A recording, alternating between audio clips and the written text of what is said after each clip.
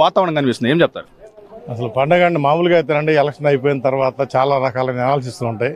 కానీ ఈరోజు ఇక్కడ ఒక బెల్లంకొండ మండలం నుంచి కానీ, అచ్చంపేట మండలం నుంచి కానీ, అమరావతి కానీ, కోరపాడు కానీ, ఇక క్రోసూరు కానీ ఏ మండలం నుంచి అయినా సరే అక్కడ ఆ ఏరియాలో మనం ఇన్ఛార్జీలుగా పెట్టిన ప్రతి వ్యక్తి చెప్పేది ఏంటంటే, ఇంతవరకు మా చరిత్రలో ఎప్పుడు కూడా మా మండలం నుంచి ఇంతమంది రాలేదు, ఇది ఒక నభూత నభవిష్యత్ అనేటువంటి నామినేషన్ అని చెప్తున్నారండి. అసలు నామినేషన్ రోజునే ఒక మనిషి విన్నా కాదా అనేది కూడా తెలిసిపోయేటువంటి పరిస్థితి ఈరోజు కనిపించింది. ప్రస్ఫుటంగా మేము కాస్త కొంచెం లేటుగా వచ్చినా కానీ మాకైతే ఎటు పోయినా మేము రాలేకపోయాం. ఇప్పుడు దాదాపు 3 కిలోమీటర్ల నుంచి మేము నడుచుకుంటూ ఇక్కడ దాకా వచ్చాం. చూస్తే మేమే ఒక ఆయన మిత్రుడిగా మేము ఇక్కడ దాకా రాలేకపోయామంటే ఇంకా అసలు ఈరోజు నామినేషన్ అనేది అక్కడ నభూత నభవిష్యత్ అండి. ప్రవీణ్ గారికి రాజకీయ అనుభవం లేదు, ఎదురున్నటువంటి నంబూరు శంకరరావు ఇప్పటికే ఎమ్మెల్యేగా ఉన్నారు, ఆయన తిరిగి మరోసారి విజయబాట ఎగరేయాలని ఉవ్విల్లో ఊరుతున్నారు. మరి ఈయన ఏ రకంగా ఢీ కొడతారనేటటువంటి ఒక ప్రచారం జరుగుతుంది.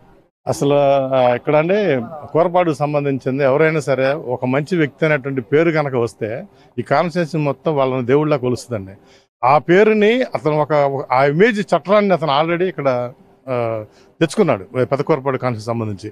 ఈ ఉన్నటువంటి 5 మండలాల్లో కూడా ఎక్కడా కూడా ఇంతకుముందు ఏమనాలంటే ఆ మండలంలో వాళ్ళు వీకు, లేకపోతే ఈ మండలంలో వీళ్ళు మెరిట్ అనేవాళ్ళు. కానీ ఇప్పుడు 5 మండలాల్లో కూడా ఏ మండలం ఎంత మెజారిటీ అనేది వాళ్ళ ప్రవీణ్ గారు చూస్తున్నారు తప్పితే వేరే విధమైనటువంటి కాంట్రవర్సీలు కానీ అసలు ఆయనకు ఒకటని నేను చెప్పాను ఇంతకుముందు కూడా, అసలు పసుపు కండువ వేసుకుంటేనే ఆటోమేటిక్గా ఆ స్ఫూర్తి వచ్చేసింది సార్. పసుపు కండువ వేసుకుంటే ఎందుకంటే నాయకుడు చెప్పేటువంటి అధినాయకుడు చెప్పేటువంటి ప్రతి ఒక్క విషయం కూడా కండువ వేసుకోగానే అందరికీ ఆటోమేటిక్గా బ్రెయిన్లోకి వచ్చేస్తాయి.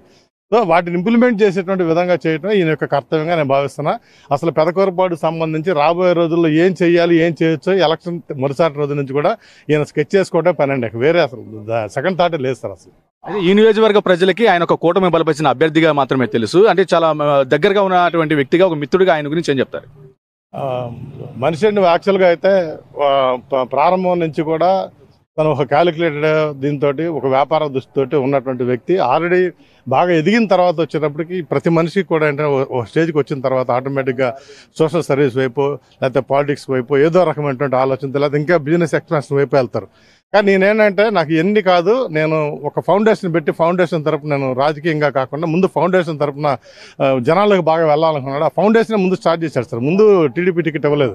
ఫౌండేషన్ అయిన తర్వాత ఎవరి కుర్రాడు ఇంత బాగా యాక్టివ్గా ఇంత వర్క్ చేస్తున్నాడు, తర్వాత ప్రజాసేవ చేయడంతో పాటు పార్టీ మీద కూడా బాగా అభినభావ సంబంధం కాకుండా కొంత అభిమానంతో కనిపిస్తున్నాడు ఇతనని చెప్పి బాబు గారు కానీ లోకేష్ బాబు గారిని గుర్తించి అతన్ని ఆహ్వానించడం జరిగింది. తను కూడా ఏంటంటే ముందు ఇక వెనకడుగు వేదలుచుకోలేదు అనేటువంటి ఆలోచనతో తను ముందుకు వచ్చాడండి. ఈ రోజున జన సైనికులు కానీ ఒక రకంగా చెప్పాలంటే ఏరియాలో ఉన్నటువంటి కొద్దిపాటి కమ్యూనిస్టులు కూడా ఈయనకి సపోర్ట్ చేస్తున్నారండి. ఇంకా మిగతా బీజేపీ వాళ్ళు కానీ ఇక టీడీపీ వాళ్ళు అయితే ఇక చెప్పనలేదు.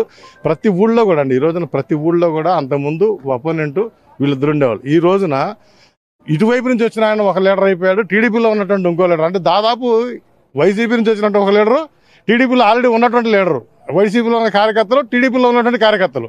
సో టోటల్గా ప్రతి ఊళ్ళో కూడా సగం సగం ఉంది కాస్త 3 వంతులు ప్రవీణ్కి అయిపోయిందండి, 1 వంతు వైసీపీకి అయిపోయిందండి ఈరోజు కాన్స్టిట్యున్సీ మొత్తం కూడా. అంటే కృష్ణదేవరాయలు గారు గత మీరు అన్నారు కదా 5 సంవత్సరాల నుంచి శంకర్రావు ఉన్నారని, అట్లానే కృష్ణదేవరాయలు గారు గత 5 సంవత్సరాల నుంచి ఇక్కడ పనిచేస్తున్నారు కాబట్టి అది కూడా ఇక్కడ క్రాస్ ఓటింగ్ ఇంకా ఎక్కువగా జరిగేటువంటి అవకాశం కూడా మాకు కనిపిస్తుందండి. ఈరోజు మందు బుడ్డి గిడ్డి ఇట్లాంటివి తీసుకుని ప్రచారానికి వెళ్ళినా లేకపోతే నామినేషన్కి వెళ్ళినా వాళ్ళందరూ కూడా వాళ్ళల్లో చాలామంది యొక్క ఒపీనియన్ కూడా మాకేంటంటే వాళ్ళు ఆ రోజున క్రాస్ ఓటింగ్ చేసే అవకాశం ఉంది. డెఫినెట్గా ప్రవీణ్ ఎప్పుడు పెదకూరపాడులో వెళ్ళేటువంటి విధంగా నాకు తెలుసండి ఒక 60,000 మెజార్టీ మినిమం వస్తుందని అనుకుంటున్నాను సార్.